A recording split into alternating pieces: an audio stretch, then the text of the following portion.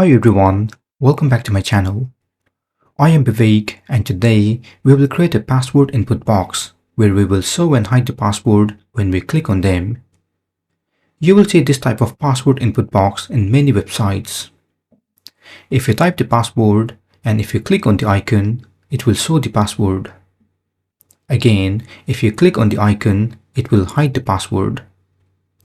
You should notice the icon is changing as well when we click on them. We will be using HTML, CSS and JavaScript to do this project. So it would be good if you understand the basics of HTML and CSS.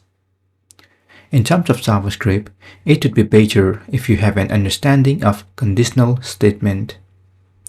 If you are not comfortable with them, I suggest you to watch my previous videos on those topics. I have added the link below.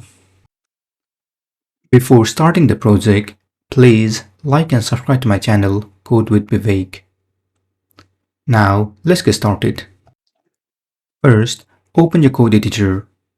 I'm using VS Code for this tutorial. You can then create the folder and open them over here. I have created show and hide password.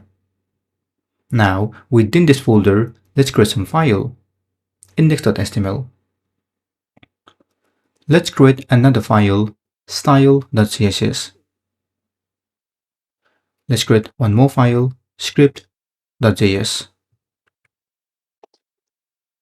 Now open index.html and let's add some HTML code over here. In title, let me add show and hide password. Then inside body, just for testing, let me add h1 tag and a text hello world. To check the preview, you can save the file, right click anywhere, then click open with live server. You can now see hello world over here. Now let's test the style. So open style.css. So here in h1 element, let's apply red color. Go back to index.html and let's include style.css in link tag. So under the href attribute, let's include style.css. If you check the preview, you can see the style has been implemented. Now let's test the script.js.